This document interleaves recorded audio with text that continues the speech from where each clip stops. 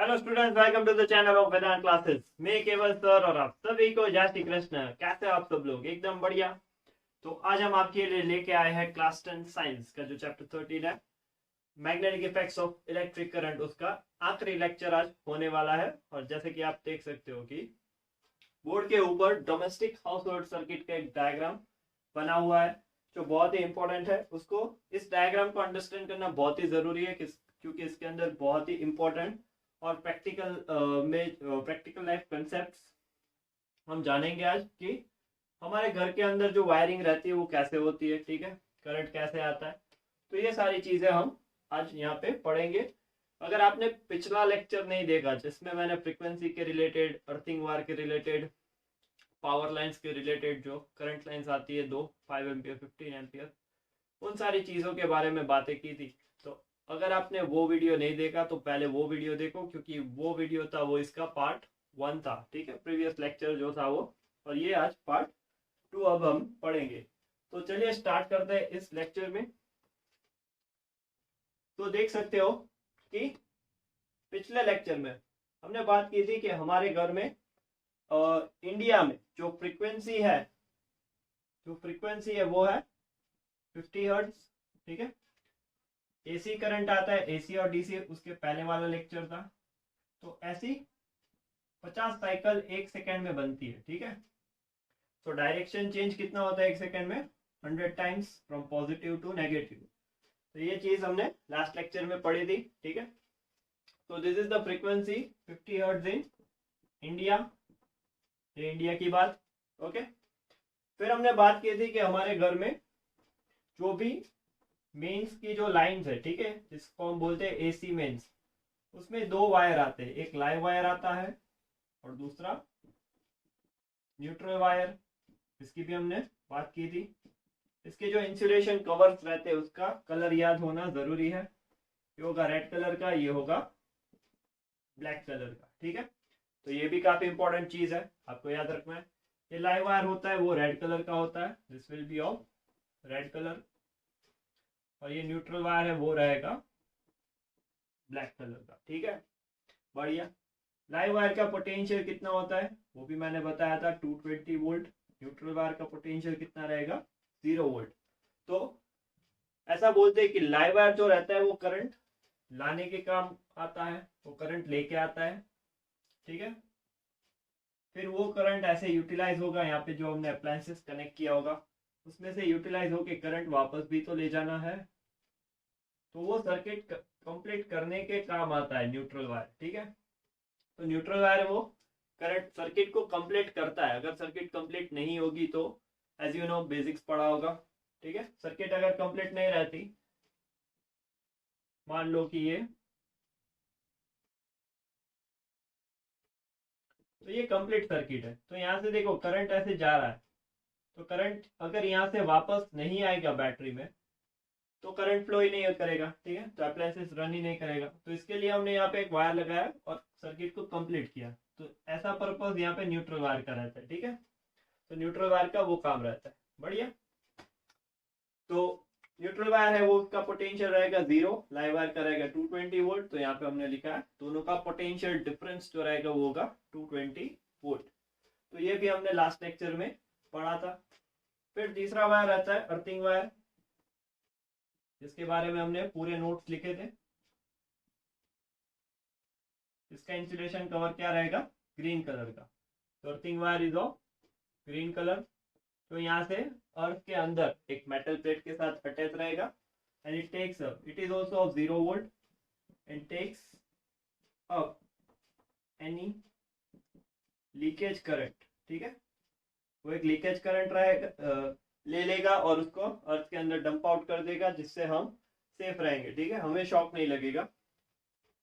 तो उसके लिए हमने पॉइंट क्या लिखा था, मैंने बताया था। इंपॉर्टेंट पॉइंट क्या होगा? It provides low resistance conducting path to that leakage current, ठीक है।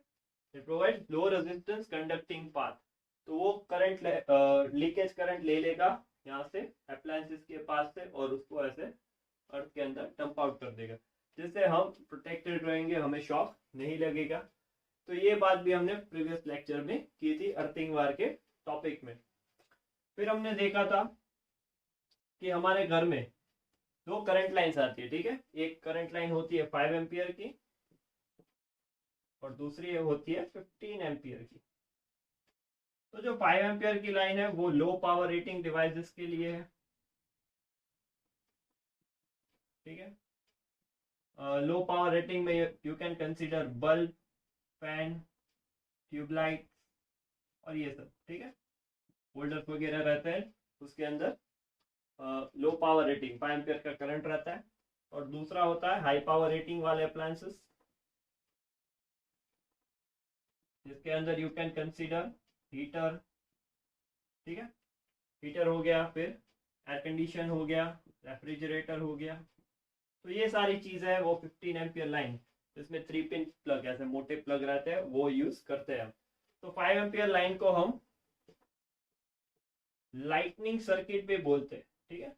It is also called as lightning circuit, और यू कैन से डोमेस्टिक, और you can say domestic line, ठीक है। 5 एम्पियर को हम बोलते हैं लाइटनिंग सर्किट या फिर डोमेस्टिक लाइन, और 15 एम्पियर को हम बोलते हैं पावर सर्किट या फिर बोल दो पावर लाइन। तो ये भी काफी इंपॉर्टेंट चीज है, इनडायरेक्टली क्वेश्चन पूछे तो आप लिख सकते हो। तो ये सारी बातें वो हमने प्रीवियस लेक्चर में कवर की थी, यहाँ पे मैंने उसका ब्रीफ एक बता दिया आपको, ठीक है। तो इतनी बेसिक चीजें आपको पता होनी चाहिए। पोटेंशियल डिफरेंस क्या रहेगा इंडिया में, ठीक है। इंडिया में वो होगा 220 वोल्ट। फ्रीक्वेंसी क्या होगी 50 हर्ट्ज, ठीक है। कलर्स आपको याद रखने हैं, लाइव के लिए रेड, न्यूट्रल का ब्लैक, अर्थिंग का ग्रीन। अर्थिंग वायर का पर्पस याद रख लो, ठीक है। चलिए, तो इतनी चीजें बढ़िया है, क्लियर है यहाँ तक? ओके, चलिए आगे देखते हैं। मिटा दूं?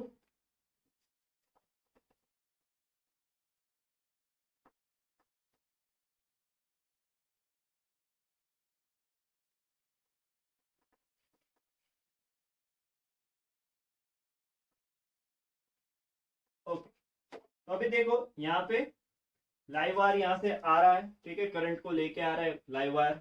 फिर वो सबसे पहले यहाँ पे लिखा है इलेक्ट्रिसिटी बोर्ड फ्यूज, ठीक है। इसको कंपनी फ्यूज भी बोलते हैं, it is also called as company fuse, ठीक है। तो कंपनी फ्यूज है वो इलेक्ट्रिक पोल में रहता है। हमारे घर के बाहर जो इलेक्ट्रिक पोल रहते हैं, ठीक है, आपके घर के बाहर भी होगा, आपने देखा होगा कई बार, ठीक है। तो इलेक्ट्रिक पोल के ऊपर एक कंपनी फ्यूज लगा रहता है, जिसका रेटिंग होता है अराउंड 50 एम्पियर।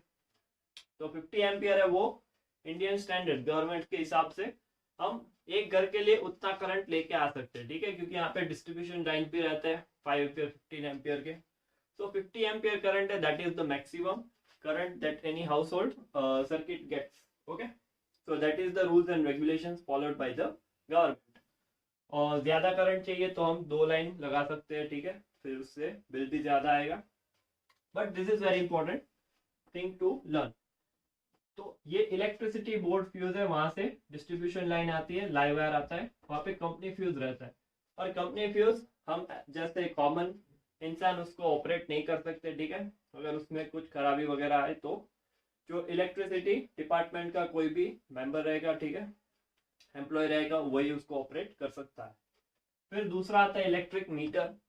तो इलेक्ट्रिक मीटर हमारे घर के बाहर, अगर आप बिल्डिंग्स में रह रहे हो तो वहां पे एक मीटर बॉक्स रहता है नीचे, जहाँ पे सभी घर के मीटर आप देख सकते हो नीचे, देखा होगा अगर आप फ्लैट्स में रह रहे हो, ठीक है। अगर आपका खुद का एक घर है, टूर्नामेंट, तो उसके बाहर आप एक मीटर बॉक्स देख सकते हो, जहाँ से आपको रीडिंग मिलती है किलोवाट आवर में। तो इलेक्ट्रिक मीटर जो रीडिंग देता है किलोवाट आवर में, उससे क्या बनता है, हमारा इलेक्ट्रिक बिल बनता है। क्या बनता है? Electric bill. फिर आता है डिस्ट्रीब्यूशन, जो हमारे घर के अंदर रहता है, ठीक है। मेन स्विच और फ्यूज वगैरह इसके अंदर रहते हैं। मेन स्विच होता है, फ्यूज होता है। अगर हम मेन स्विच को ऑफ कर दे तो पूरे घर की लाइट बंद हो जाती है, क्योंकि वहां से ही तो डिस्ट्रीब्यूशन स्टार्ट होता है घर के अंदर का। ठीक है, अभी यहाँ पे आप देख सकते हो कि यहाँ पे वेरियस जंक्शन पॉइंट्स, हमें 3 जंक्शन पॉइंट्स दिए हैं। So it means that this household circuit is connected in parallel। ठीक है, तो पहली चीज क्या होगी, household circuit is in parallel। ठीक है, तो पैरेलल कॉम्बिनेशन क्या होता है वो आपको पता है। ठीक है, हर एक अप्लायंसेस के लिए डिफरेंट लाइंस हम जब लेते हैं, कंसिडर करते हैं, तो उसको हम पैरेलल सर्किट बोलते हैं। अभी यहाँ पे आप switches, on and off switches लगा सकते हो। ठीक है, यहाँ पे तो you can provide on and off switches for individual appliances. हर एक अप्लायंसेस के लिए आप एक स्विच लगा सकते हो। फिर नेक्स्ट है, you can consider why it is in parallel. Parallel में लगाने का रीजन क्या है, as household circuit is in parallel, so each appliance will get equal voltage। सभी को सेम वोल्टेज मिलेगा, कितना, 220 वोल्ट। ठीक है, सभी को कितना सेम वोल्टेज रहेगा, 220 volt. Each will get 220 volt as all are connected in parallel. बढ़िया है, चलिए, तो आई होप ये तीनों पॉइंट आपके समझ में आ गए। ओके, तो इसके बाद आगे एक लास्ट और इम्पोर्टेंट टॉपिक है इसका, वो देखते हैं। ठीक है, तो सबसे पहले इन पॉइंट्स को अगर आपको नोट करना है तो इसका अच्छा बढ़िया सा एक स्क्रीनशॉट ले लो, जैसे आप अपने खुद की सेल्फी लेते हो, इतना ही बढ़िया इसका स्क्रीनशॉट ले लो।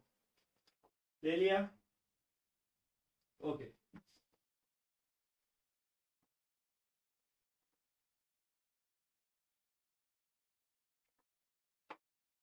चलिए, तो इसके बाद एक और इम्पोर्टेंट टॉपिक, खास टॉपिक, फ्यूज। ठीक है, फ्यूज या फिर बोल दो इलेक्ट्रिक फ्यूज, कुछ भी बोलो, बात तो एक ही है। चलिए, तो इलेक्ट्रिक फ्यूज, सबसे पहले जो बेसिक बातें इसकी करनी है वो क्या है, तो इसका प्रिंसिपल होगा, एक इसके ऊपर इसका वर्किंग प्रिंसिपल रहेगा, वो होगा low melting point. It works on the principle of low melting point. अगर जरा सी भी हीट मिली तो ये पिघल जाता है। ठीक है, मेल्ट हो जाता है, तो ये इसका प्रिंसिपल हो गया। फिर दूसरी चीज, फ्यूज वायर किससे बना होगा, मेड अप ऑफ, तो फ्यूज वायर बना होगा, it is made up of alloy of lead plus tin, PB plus SN, और इस अलॉय को हम बोलते हैं सोल्डर। ठीक है, केमिस्ट्री में पढ़ा होगा अलॉय के टॉपिक। तो सोल्डर क्या होता है, it is alloy of lead and tin. तो फ्यूज वायर इसका बना होता है।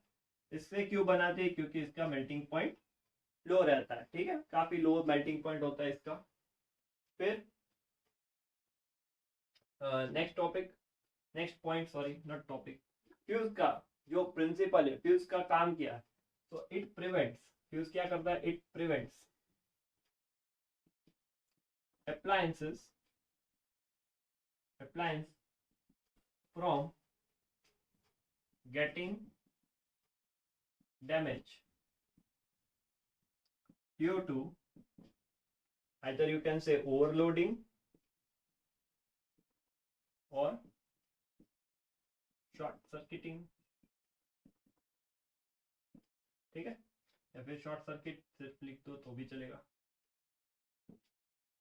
तो जब भी ओवरलोडिंग या शॉर्ट सर्किट का मतलब होता है कि करंट का सडनली इंक्रीज होना। करंट अगर सडनली इंक्रीज होगा तो there will be a chances कि हमारा जो अप्लायंसेस है वो उतना करंट झेल ना पाए और वो खराब हो जाए। ठीक है, तो अप्लायंसेस को खराब होने से या डैमेज होने से फ्यूज है वो बचाएगा। तो कैसे बचाएगा वो भी हम यहाँ पे आगे पढ़ेंगे। ठीक है, because of its low melting point कैसे होगा देखते हैं।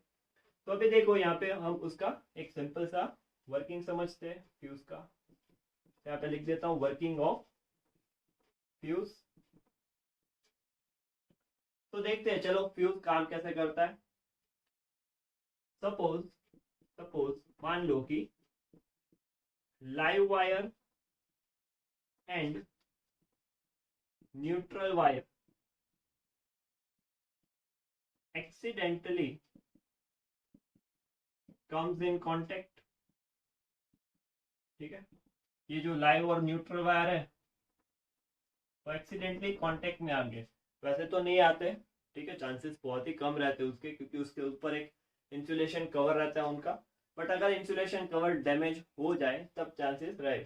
सो live wire and neutral wire accidentally यानी इंसुलेशन कवर ना हो तब कम्स इन कॉन्टेक्ट व्हेन, लिख देते, there insulation when their insulation cover gets damaged। तो क्या होगा, then current will increase, ठीक है, resistance will decrease like it reaches to almost zero, ठीक है, काफी जीरो के करीब। और वी नो दैट रेजिस्टेंस अगर कम हो गया तो करंट सडनली इंक्रीज हो जाएगा, ठीक है, जीरो रेजिस्टेंस के क्लोज है तो करंट बहुत ही ज्यादा होगा। Then by Joule's law, Joule's law क्या बताता है, अपने चैप्टर 12 इलेक्ट्रिसिटी में पढ़ा होगा, H is equal to I square R T. तो अगर आई बढ़ रहा है तो हीट बढ़ेगी, तो there will be a heat, तो हीट इंक्रीज होगी, ठीक है। कभी बच्चे डाउट पूछते हैं कि रेजिस्टेंस कम हो रहा है तो आर गिरेगा तो एच भी गिरना चाहिए, बट ऐसा नहीं होगा क्योंकि ये स्क्वायर के प्रोपोर्शनल, ठीक है, आई का स्क्वायर, तो I will increase in the form of square. Okay, तो हीट भी इंक्रीज होगी, और अगर हीट इंक्रीज होगी तो फ्यूज वायर है वो तो लो मेल्टिंग पॉइंट वाला है, तो दे सोल्डर जो फ्यूज वायर है वो क्या होगा, मेल्ट हो जाएगा, मेल्ट हो जाएगा तो सर्किट तोड़ देगा, सर्किट तोड़ देगा तो अप्लायंसेस को बचा लेगा, सीधी सी बात है। तो heat will increase, so fuse wire will melt and thus protect an appliance। तो देखो ये कहानी थी, ठीक है, आपको इसको पॉइंट के फॉर्म में वन बाय वन सिर्फ एक्सप्लेन करना है, ये समझ लो अच्छे से। Suppose live wire and neutral wire accidentally comes in contact when the insulation covers get damaged then current suddenly increases, ठीक है, यहाँ पे लिख सकते हो suddenly, क्योंकि धीरे धीरे होगा तो इफेक्ट नहीं होगा इतना। तो current suddenly increases when resistance reaches almost to zero, then by Joule's law heat increases, and as heat increases fuse wire will melt because it is made up of low melting point, and thus this is how it protects in appliances। तो I hope आपके समझ में fuse का जो working है वो एकदम clear हो गया है, ठीक है। तो जल्दी से इसका स्क्रीनशॉट ले लो बढ़िया सा, ठीक है, फिर आगे देखते हैं कुछ और बातें ओवरलोडिंग और शॉर्ट सर्किट के रिलेटेड।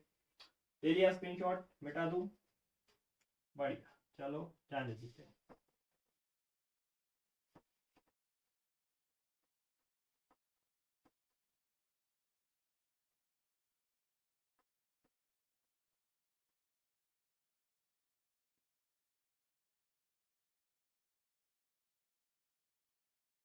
ओके, तो अभी हम बात करेंगे शॉर्ट सर्किट की। तो शॉर्ट सर्किट क्यों किसे बोलते हैं, इसकी डेफिनेशन देख लो, अभी हमने लिखा था वही सेव है, सिर्फ यहाँ पे आपको कॉपी करना है। व्हेन लाइव वायर और neutral wire accidentally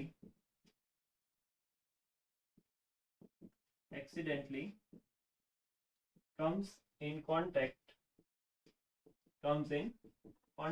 when their insulation cover gets damage, ठीक है, इसका इंसुलेशन कवर डैमेज हो गया और वो दोनों कांटेक्ट में आगे हो, then current suddenly increases as resistance gets almost zero, ठीक है, रेजिस्टेंस गिर जाता है काफी हद तक और करंट है वो सडनली इंक्रीज हो जाता है। so this condition is known as short circuiting, ठीक है, या फिर शॉर्ट सर्किट लिख लो। इस कंडीशन को ही शॉर्ट सर्किट बोलते हैं। शॉर्ट सर्किट की वजह से it may lead to damage to an appliance, ठीक है, ठीक है, इससे क्या होता है, अप्लायंसेस खराब हो जाता है। इट प्रोड्यूस, या फिर लिख लो it may produce spark.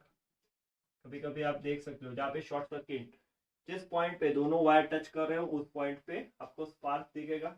It may produce spark at the point of contact which may lead to fire, ठीक है, आग भी लग सकती है। so it is very dangerous thing actually, so which may lead to fire, आग भी लग सकती है। फिर टू प्रिवेंट शॉर्ट सर्किटिंग, अगर इसको प्रिवेंट करना हो तो क्या कर सकते हैं, to prevent short circuit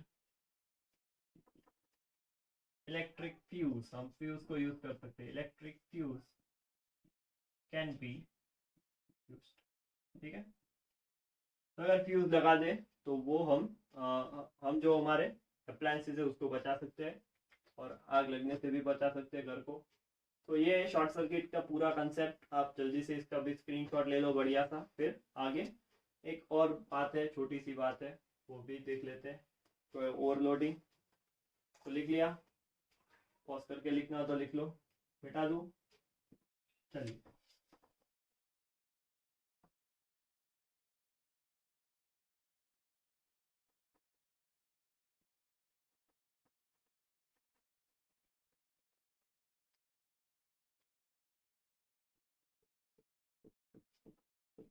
next topic है ओवरलोडिंग, ठीक है। सो ओवरलोडिंग क्या होगा, it also means that there will be a sudden increase in current, ठीक है। तो करंट अगर सडनली इंक्रीज हो उस सिचुएशन को, स्टेट को हम ओवरलोडिंग बोलते हैं, ठीक है। तो रीजंस ऑफ ओवरलोडिंग, रीजंस बोलो या फिर फैक्टर्स बोल दो। तो we will state 3 factors of overloading. Overloading के 3 रीजन है। पहला तो अभी हमने लिखा था कि live wire accidentally comes in contact with neutral wire. so live wire accidentally comes in contact with neutral wire, ठीक है। अगर ये दोनों कांटेक्ट में आ गए तो उसको हम बोलेंगे ओवरलोडिंग, क्योंकि करंट इंक्रीज होता है जैसे अभी हमने शॉर्ट सर्किट में देखा, ठीक है। फिर bye connecting too many appliances simultaneously, एक साथ हम बहुत सारे अप्लायंसेस लगा दे अगर वो एक्सटेंशन बोर्ड की मदद से, ठीक है, तो उसकी वजह से करंट की जो डिमांड होगी वो इंक्रीज होगी, ज़्यादा से ज़्यादा करंट यहाँ से आएगा। अगर ज़्यादा से ज़्यादा करंट आया तो ओवरलोडिंग हो जाएगा, क्योंकि इंक्रीज इन करंट को ही हम बोलते हैं ओवरलोडिंग, ठीक है। फिर तीसरा रीजन है एक्सीडेंटल हाइक इन वोल्टेज सप्लाई, ठीक है।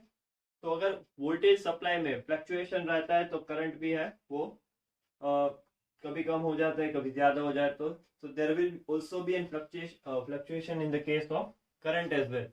तो उसकी वजह से क्या होता है कि डिवाइस है उसमें उसका जो सर्किट रहता है वो खराब हो जाता है। तो ये 3 रीजंस हो गए ओवरलोडिंग के। पहला रीजन है live wire when accidentally comes in contact with the neutral wire.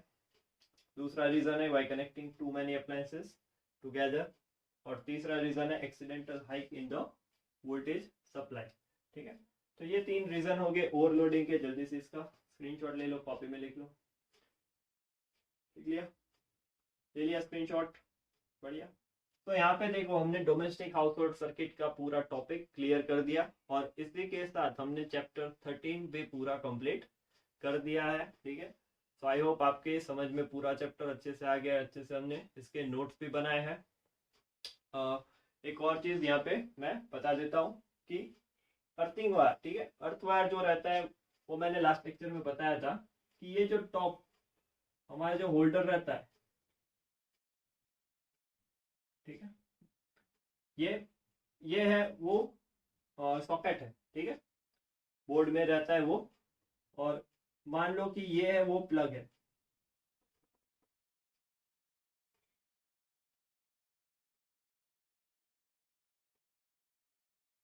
ठीक है। इसको हम इसके ऊपर लगाएंगे तो देखो ये वाला जो ऊपर का रहता है वो होता है अर्थ वायर के लिए, ओके। जो टॉप रहता है वो किसके लिए होता है? अर्थ वायर के लिए। इसमें जो राइट साइड होता है वो होता है लाइव वायर के लिए। ये जो सॉकेट रहता है उसके लिए, ठीक है। और ये होता है न्यूट्रल वायर के लिए। और जो प्लग रहता है जिसको हम लगाते हैं, जो डिवाइस के साथ आता है अप्लायंसेस में, उसमें जो ऊपर का रहता है वो अर्थ वायर के लिए है। उसमें जो लेफ्ट रहता है वो लाइव वायर के लिए होता है, ठीक है। और ये होता है वो न्यूट्रल वायर के लिए। इसमें उल्टा रहता है प्लग के अंदर सॉकेट से, क्योंकि आप देखो इसको ऐसे उठा के ऐसे लगाओ तो लाइव वायर है वो यहाँ पे, देखो मान लो कि ये लाइव वायर है, इसको उठा के ऐसे लगाओगे तो वो यहाँ पे आएगा, ठीक है। So it is like a lateral inversion. तो प्लग के अंदर है ये रहता है, अर्थिंग वायर के अंदर ये रहता है। तो इसलिए यहाँ पे देखो अर्थ वायर यहाँ पे बताया ऊपर, और उसका कनेक्शन जो है वो ग्राउंड के अंदर सेपरेटली लाइन प्रोवाइड की हो जाती है, ठीक है। तो एक बात ही रह गई थी बताने के लिए, तो बता दी मैंने, बढ़िया। सो इसी के साथ हमने चैप्टर 13 पूरा क्लियर कर लिया। आई होप आपके समझ में आ गया है। तो इसी तरह पढ़ाई करते रहो, आगे बढ़ते रहो। All the best.